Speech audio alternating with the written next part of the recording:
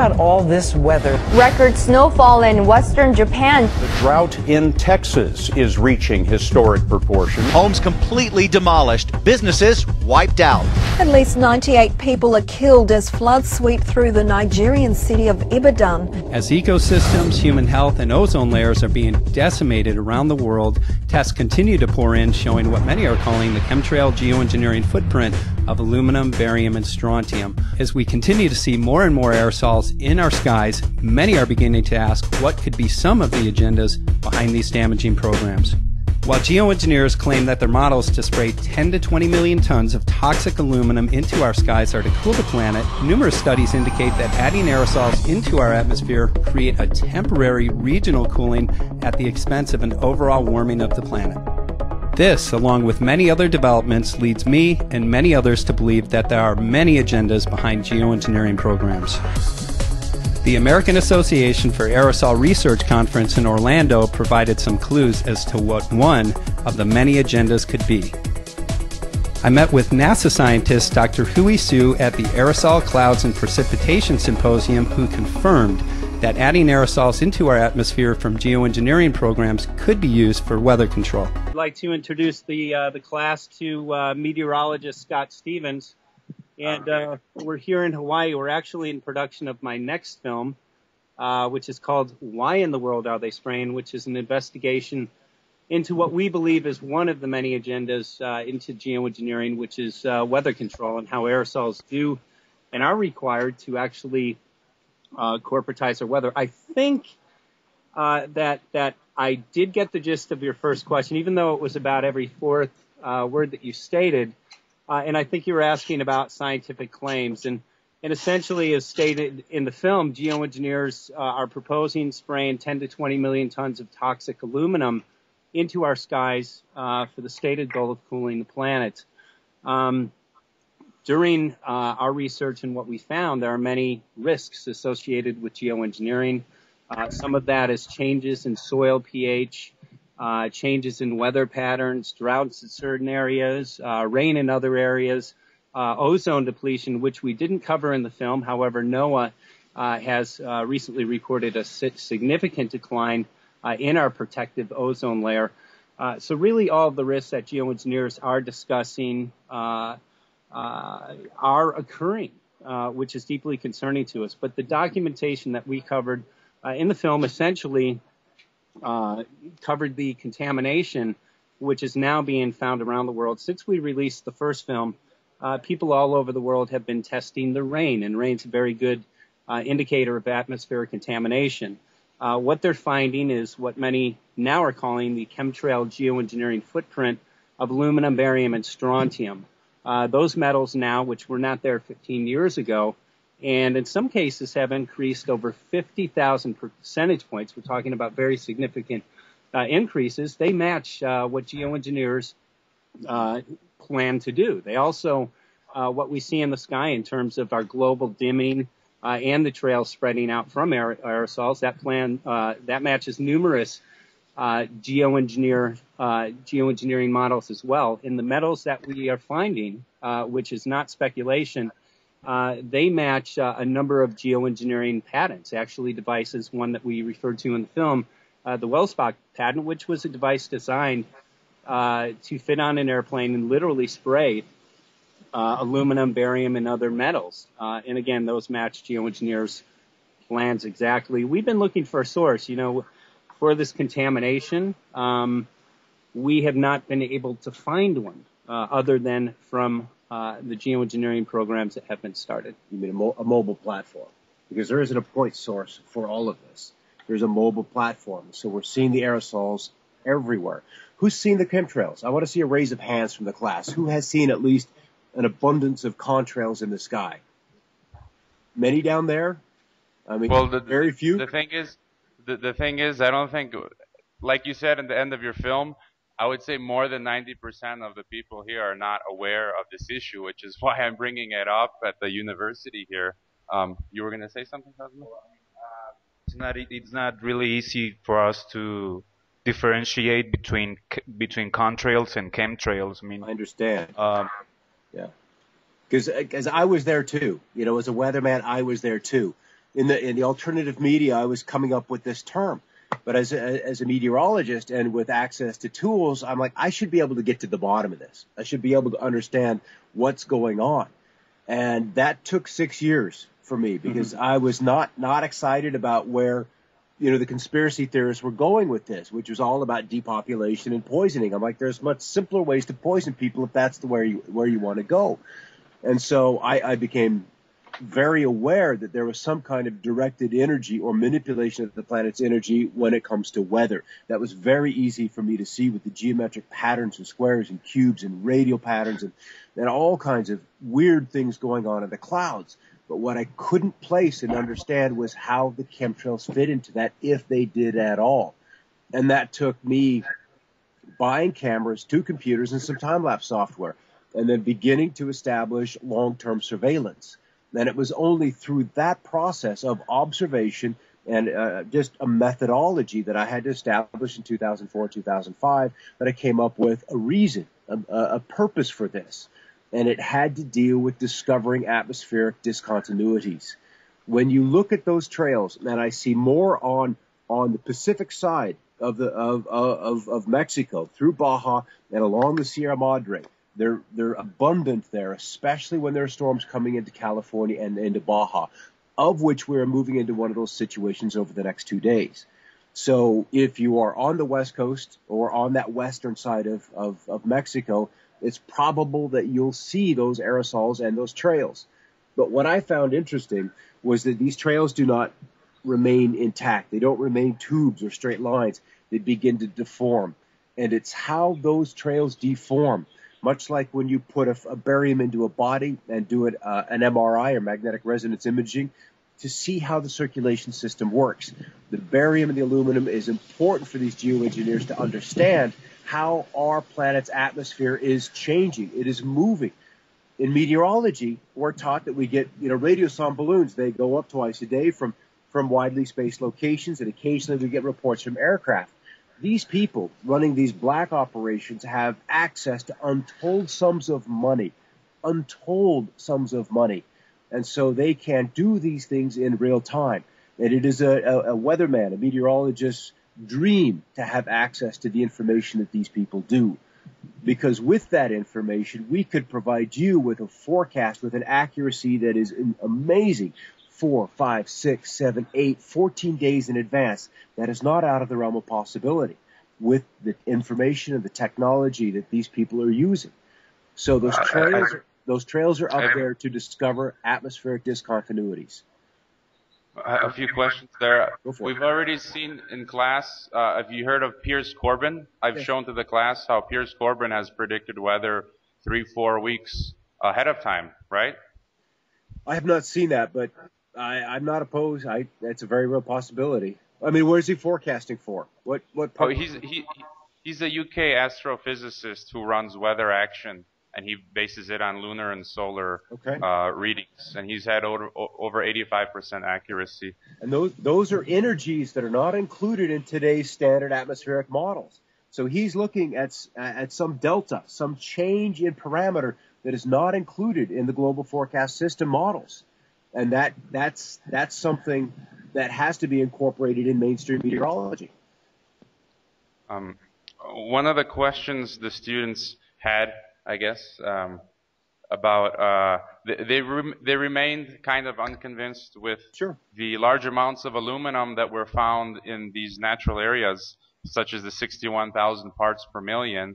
And so we know aluminum comes through perhaps our tap water, our processed food, but what other explanation would there be for finding this mass amount of aluminum in nature? Well, there isn't, and as we discussed before, 15 years ago, aluminum is first of all, aluminum is the most abundant, or one of the most abundant metals in the Earth's crust, and it should be in our soil. However, it should not be in our environment. And geoengineers propose spraying 10 to 20 million tons of aluminum oxide. That's freeform aluminum, and that's what makes it so toxic, because freeform aluminum is very, very active. It will bind and essentially clog up natural resources. But that aluminum was not there 10 to 15 years ago. And again, it's increased in certain tests of 50,000 percentage points. There is a correlation between when the trails are present before a storm and when the aluminum levels go up. If a storm comes in and there's typically not a lot of heavy spraying, the levels do come down. But again, when we made the film, we included just a couple of tests, although we had over 100 on geoengineeringwatch.org. Since the film, again, hundreds of people around the world have been finding the same chemtrail geoengineering footprint of aluminum, barium, and strontium. Again, it matches geoengineers' plans, these metals exactly. It matches a number of geoengineering models. And then what we see in the sky in terms of global dimming, these aerosol trails spreading out and blocking the sun, which is now a regular phenomenon, not only in Mexico, the U.S., even here in Maui. We're seeing this on a regular basis. This is not speculation. The metals are there. They should not be. There should be zero aluminum in a rain. Does that answer the question? Well, something you guys could do is take tree core samples, and you can go back year by year by year, much like climatologists do to analyze past climate. And you can take those rings and see which years they begin to spike. And you'll see an escalation year after year after year. The earliest pictures we've got of this activity is 1976. We've got patents that were filed, and there are numerous patents filed in 71, 72, 73. And so the rollout began in the mid-70s. And this correlates well with a Lieutenant Colonel Thomas Bearden, who his assertion is that that's when weather engineering began full-time over the North American continent was mid-1976. So we are nearly 40 years into this. And so we're going to have to go deep back into tree rings to find out when those impacts began to be felt in your area. Just to let students know, you can jump in with your questions right now. But our campus is situated right next to the Mexican Air Force base here. And so if they're doing it in Mexico, would that mean that the Mexican government is carrying that out? You know, I don't believe that we have Mexican and American and Peruvian or Costa Rican or Australian governments. I believe we have one government. And it is that government that dictates to the national or the sovereign, what we believe is sovereign governments, what's going to happen. And they're subservient or they're assassinated. And we've seen enough assassinations over the last 60, 70 years to keep these governments in line. And it doesn't matter if it's petroleum or natural resources, you know, they have a very, very strong hand over these governments. And I completely agree with Scott. And coming from my background, I went to Arizona State University, where I graduated not too far away from Mexico. But I had been told my whole life that our upper levels of government and our government was for the people and by the people and for the people. Now, it wasn't until I studied that I realized at the level that we're talking about, corporations control the governments of the world, period. And as we've investigated, especially in the second film, through the aerosols, which, as Scott says, and I agree, are required for weather engineering. They absolutely are required to be up there. Certain corporations benefit by consolidating an enormous amount of both monetary and political power into the hands of a few. This is about controlling natural systems. So if you control the weather and you have the ability to create floods in certain areas, droughts in other areas, you can literally control every food supply and thus every political system. And again, that consolidates that power into the hands of a few. It's very effective. One thing that these aerosolized or these nanoparticles have done has increased the conductivity of the atmosphere by fourfold in the last 25 years. It's much easier to run a current through this air with these suspended particles. And that enables them to change the ionization with much less input than they would have required in the 1960s. And ionization is key to forming precipitation. It is key to drawing together the water molecule in sufficient quantity of sufficient size to create the rain droplet, which then can fall from the sky. And if you can, through systems like the High Altitude Active Auroral Research Project, or more commonly known as HAARP, play with ionization, then you have a very, very powerful tool. And there are many of those facilities across this planet to then deploy against weather. And you need the chemtrails. You need these trails to guide and target and gauge the efficiency of these directed energy tools, these weapons. Those chemtrails are absolutely a requirement for them to acquire the finesse or the soft touch that they have now gained as they've got 30, 40 years experience with this technology.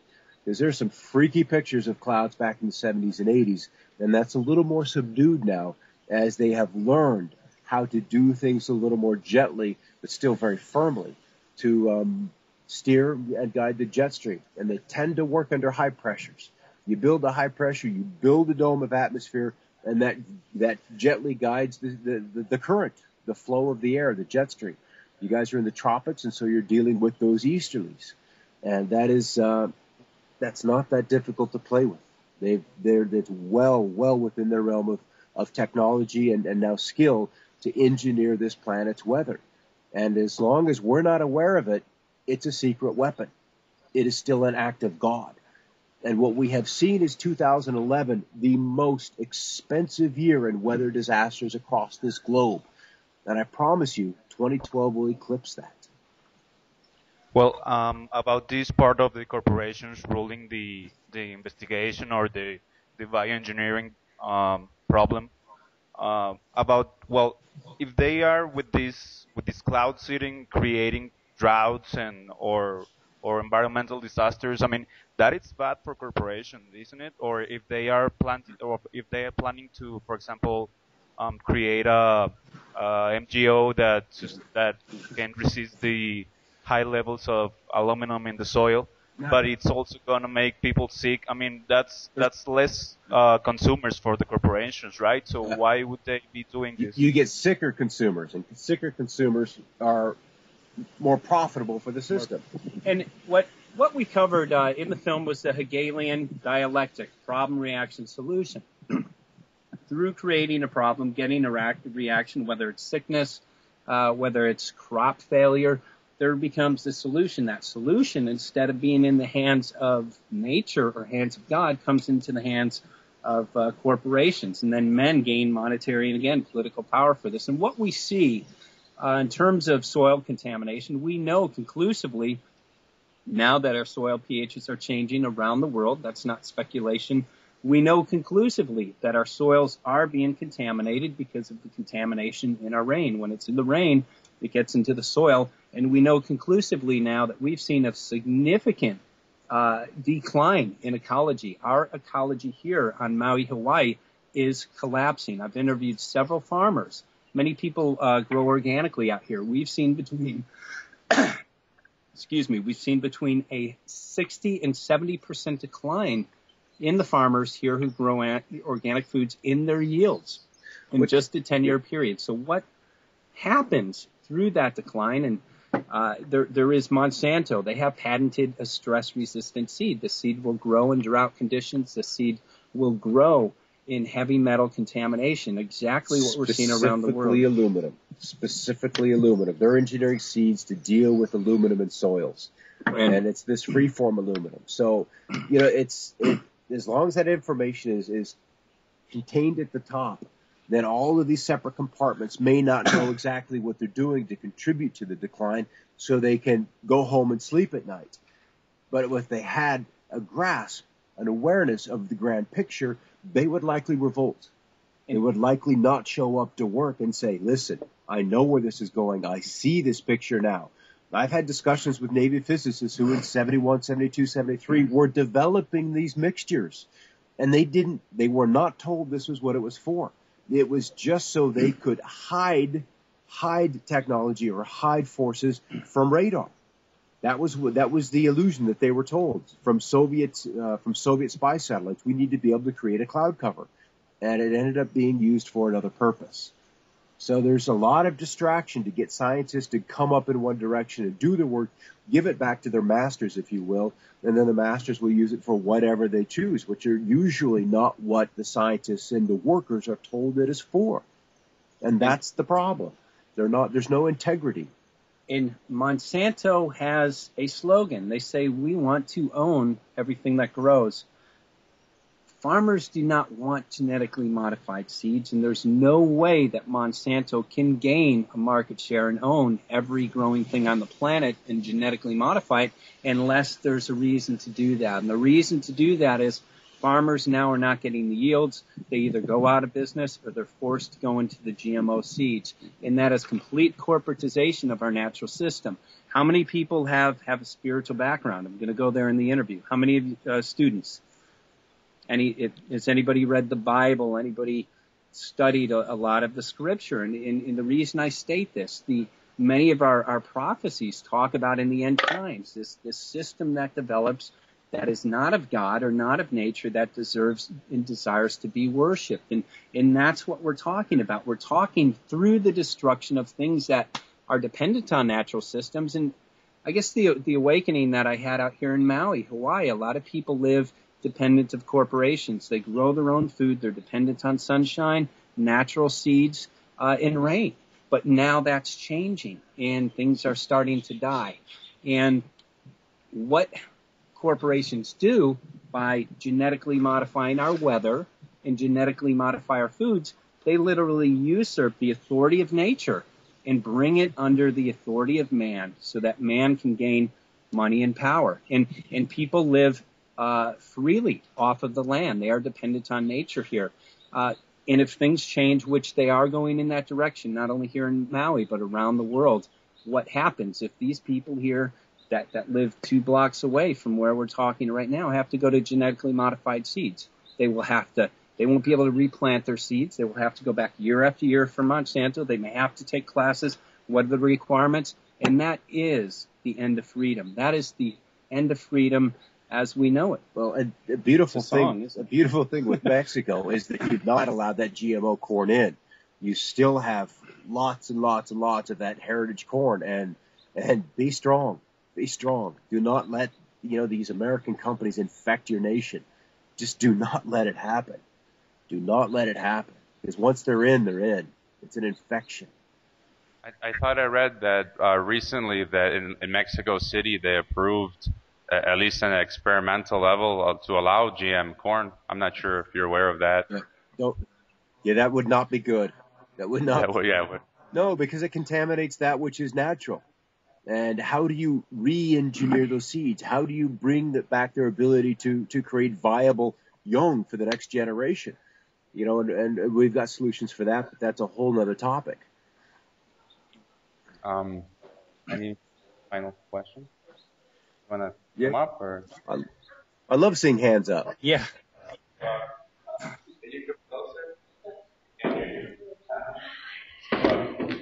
Some of them are camera shy. We are too. Yes. It took a long time to get used to the camera.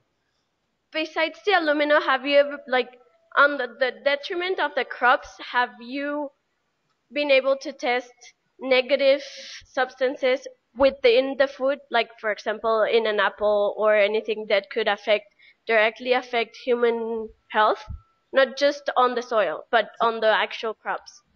Mostly water and air. Yeah, mostly water and air. And what happens, most plant life, most food sources have root systems that will shut down when bioavailable aluminum is introduced into that soil. And what it will do, because that's so toxic, it will shut it down, and that root in that plant will not get the nutrients that it requires. So it has a slow death and eventually will die. And that is what we're seeing right now. We just completed our rainy season here in Hawaii, and we're actually in the rainforest right now.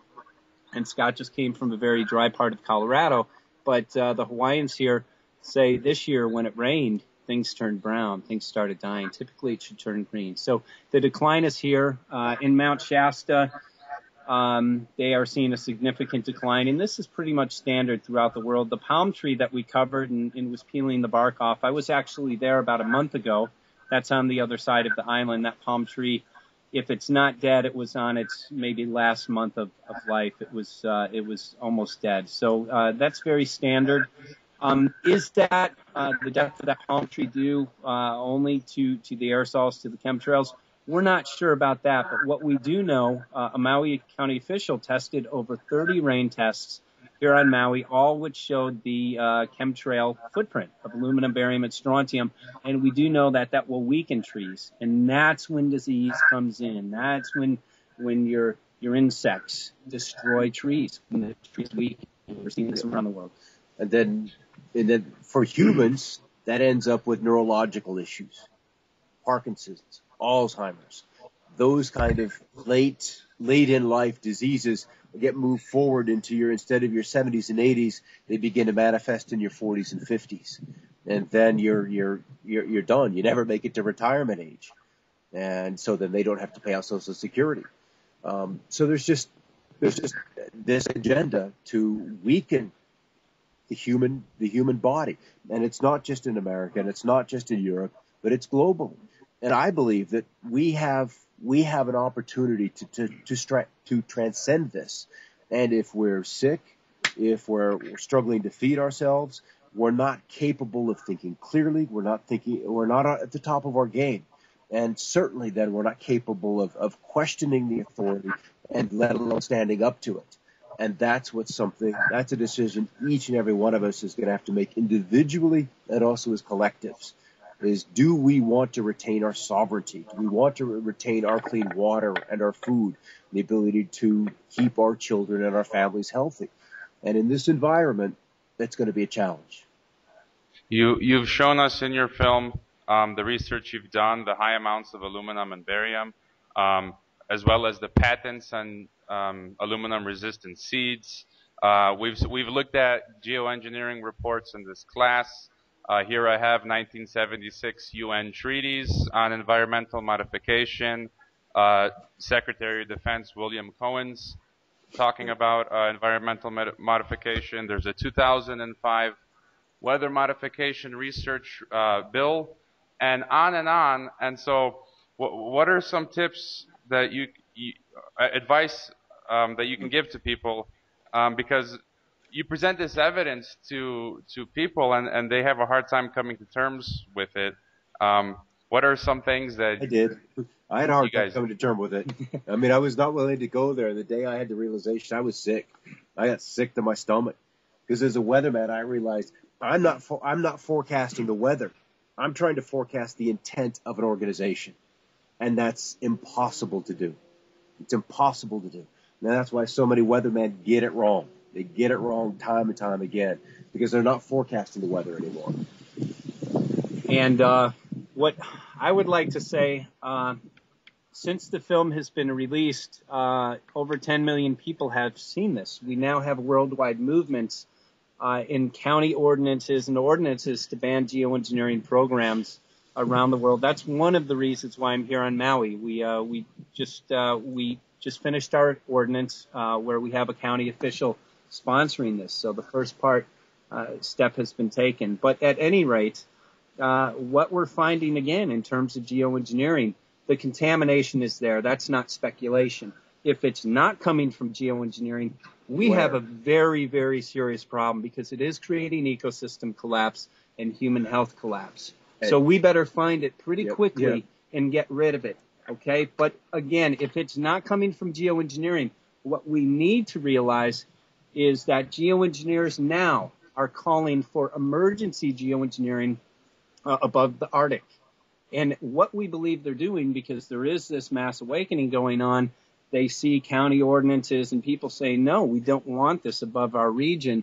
What we think they're doing is trying to pass their legislation to make these illegal programs legal because people are standing up. So whether you believe that it's happening now or not, if you're not looking at all of the dots in the contamination, you better be concerned because the future, if they are going to spray 10 to 20 million more tons of aluminum, I can guarantee you human health and ecology cannot sustain with that. So you better wake up. This is an issue that our future, not only Scott and mine, but as students, it's your children, it's your future. And this is all at stake. And it is about money and power. And that's what drives the world. And when I was in college, I didn't comprehend that. I didn't relate that. You're all very privileged to have a professor, as you do, that's bringing this information up. Because when I was back in college, I would have thought that this was the craziest thing in the world. It still is. And it still sounds like it still is. Some of them still think I am.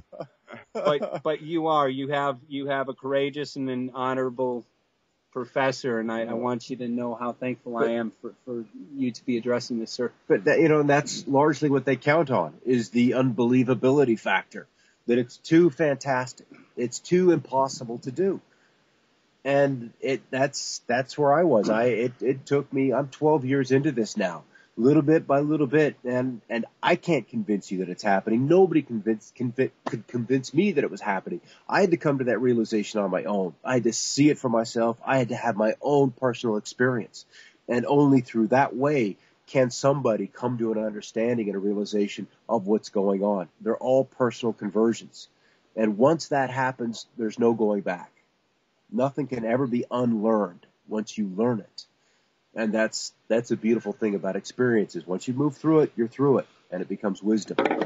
And so keep looking up, as I like to tell people. Just keep looking up. Always look to the sky, because there's a story up there. We just need to decipher it. Any final questions for our guests? No? Your new film is coming out in August, right? And I think you'll touch on issues such as H.A.R.P and GMO. Is there anything else you can tell us about it? Wow. Well, we just finished interviewing a lot of organic gardeners and farmers here again that have seen a significant decline. But I think the real area that we still have to document a little better is the history of weather control, the history of corporatization of our weather, and in the plans of our military in owning the weather by 2025, and the technology that's out there. There's no question that the technology is there. As a matter of fact, there was a treaty, I think it was in the 70s, that was formed to not use this technology. He's got the paper right there. He's got the paper.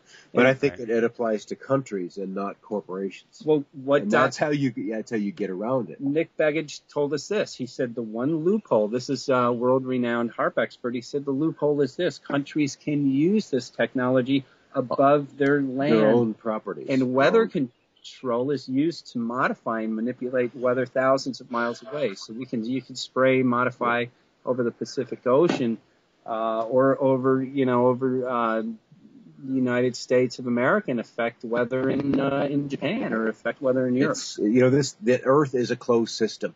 It's much like an Olympic-sized swimming pool. You have a small child playing in the corner of that still pool, and those ripples propagate across the whole body of water. It's the same with our atmosphere, and this is one of the reasons for the chemtrails. This is to set up boundaries or essentially counteract activities to stop that from moving beyond where they want it to. They have to neutralize the effects of a storm from radiating out. So they have to line it up, introduce an energy to absorb it, or a wave to neutralize it. Look at Project Storm Fury. That was, I believe, a U.S. Navy project back in the 1950s to begin to weaken hurricanes. That had the unintended consequences of actually amplifying hurricanes and turning it inland. And after that point in time, they said, we will never tell the public what we're doing, for fear that we'll get blamed for, an experiment gone awry. So secrecy is key. Secrecy is key with this kind of research. Okay, I look forward to your new film, as well as supporting it. Any other final things you'd like to say, or final comments? Well, I want to thank everybody for watching the film, having an open mind, because I think, like Scott, I came into this very skeptical, and really thought, the person that told me about this, I thought that they were completely crazy. It wasn't until I went to the Geoengineering conference I started listening to geoengineers talk about their plans to do this, which should be frightening enough, that they're testing this, that they're looking into models to essentially change our atmosphere. It's a gradual disclosure, is that I believe the path that we're on. I mean, they'll let it go out little bit by little bit by little bit, until eventually they'll say the weather is so bad, which is their own fault in the first place, that we have to begin to engineer. Then they can do it in public. They have to create a situation which is so extreme that the people then demand that we do something about it, regardless of the consequences. And that's just how they operate. It's problem, reaction, solution. They create the problem, they came up with the reaction, and they come up with the solution. So there's just their methodology. It's money and power, and unfortunately, the world that we live in today is driven by that. Yep. Corporations are driven by that, and so we have a lot of work to do. But we're confident in terms of the change, the future that we can produce. Because right now, unfortunately, if we allow this to continue, we're looking at some very further serious implications, not only in our ability to yield natural organic foods, but in our health, for the future of humanity. So this is something that needs to be addressed. It needs to be put on the table. Unfortunately, geoengineers are selling these programs to the public, stating this is for your good. However, this is for the good of a select few that will gain a tremendous amount of money and power from this. So for the future, we need to collectively stand up and address it in a way of faith and really create the world that we want to live in. How many people in the classroom would like to live in a world that is sprayed daily with heavy metals where you cannot see the sun? Is there anybody? I think he's joking. No, it makes me mad to see it. You know, I would really like to see, you know, I'm 45 years old. If Colonel Bearden is right, and these programs, these directed energy programs began in 1976, I was 10. You know, that was just about the time I was waking up to my love of science and airplanes and astronomy and really, you know, looking skyward. And so in my conscious memory, I don't remember what the natural stuff looked like. It's too long ago. It's too long ago. And so we've got generations. We're on the second generation that's grown up with completely artificial weather, or at least man-tweaked weather, if we want to put it that way. But the footprint of man on the weather has grown stronger and stronger by the year, and with it, it becomes more and more expensive, both in terms of human life and degradation of the environment. And, you know, these people have not shown kindness to native populations, to businesses that would like to bring us free energy, to space travel, communication with off-world entities. You know, it's all about keeping us in a very small box. And God forbid you discover just how powerful each and every one of you are. That's their fear. That's their fear. Thank you so much, guys, for taking the time out with us. It means a lot. Good luck finishing the film, Why in the World Are They Spraying? And enjoy your time in Hawaii. Thank you. Thank you, everybody. Really appreciate all the work that you're doing, Professor. Thanks. Good luck. Take care. How do we turn